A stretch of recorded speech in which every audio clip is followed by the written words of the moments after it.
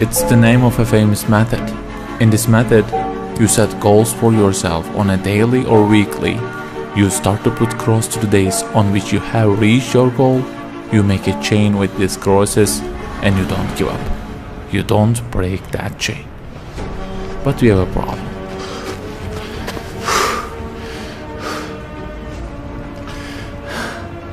Personal development specialists say that we should have goals. You know, they say like, don't sleep more than 6 hours, learn a language, finish a book every week, don't stop, always run, don't give up on your dream, don't break the chain. Okay, I don't object to them. I also have a table and put crosses on it every day and go after many goals, no problem. But you know what? They don't talk about the most important part of it.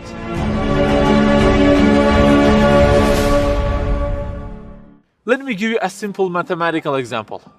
Try to imagine that you are adding numbers, and imagine that the numbers you have added up to this year is, for example, 35 in total, and you start from this year. For example, you will add 4 in this year, and then add 8 in next year, and it goes on. And there is an unknown time which counts down, and when it ends, you can't add any other number. Okay, you start the addition. Plus 4, plus 8, plus 7, plus 3. You add ambitiously, you keep adding and adding. Plus 6, plus 5, and okay, they say time is over. Then you realize that you have added the numbers into a giant parenthesis, and there is a zero multiplication at the end of it. It wipes out all the numbers you have added all those years, and the result becomes 0. Of course, you are disappointed. All your efforts have been wiped out by the 0. A regret arises inside of you. You say, I wish I had seen the whole picture at the beginning and realized that 0 and changed it with 1 before I started the addition. I think you got the point. Okay, guys, you may have goals for this year and afterwards. Learning a language, finishing a book every week, increasing your monthly income to $15,000, not sleeping more than 6 hours, etc. But for what? For what do we set goals exactly? Why don't we break the chain? If it is just for a more comfortable or a more respectable life, remember that all this will already be 0 with death. The death will wipe out all of them. The person who knows English will be equal with the one who doesn't know. The one who earns more will be equal with the one who earns less. The one who can reach his goals will be equal with the one who can't. So, if at the end of it, the death will 0 everything, so what is the meaning of adding more numbers with an ambition? It just increases the degree of the disappointment that you will feel. So the logical thing is seeing the whole picture at the beginning. In this life journey, which will end in an unknown time, my first job must be to prevent death from being 0.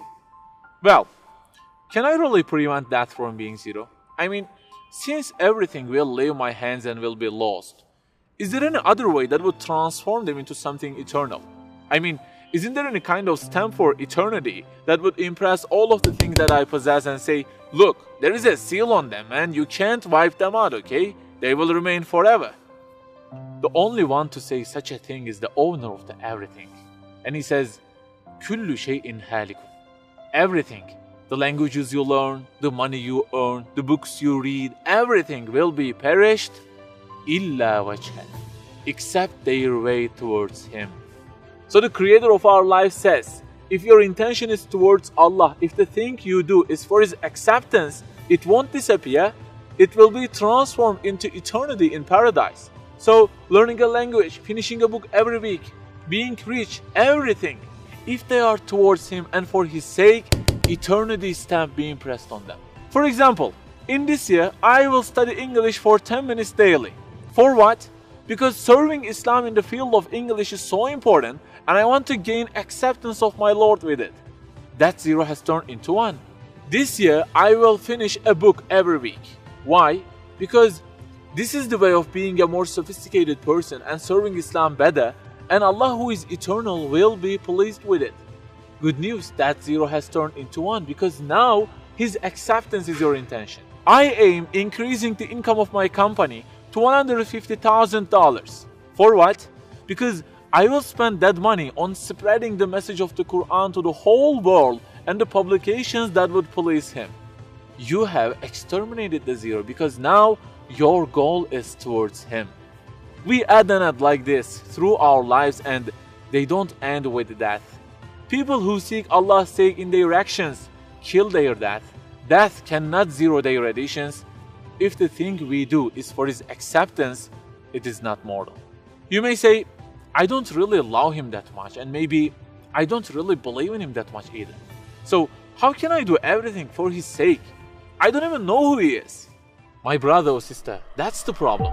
You don't even know who he is. And actually, it is our first job in this life, recognizing him. That's the first step. The more you recognize him, the more you love him. And the more you love him, the more you seek his sake in your actions. So learn about him. Who made you? What does he want? Why does he give you such a billion things in each day? Read, find out. Turning the zero into one is a lifelong process. Start at the point that you are missing and try to fix it. Like the specialists say, don't break the chain, but keep the chain to gain his acceptance. Run, but run to be eternal.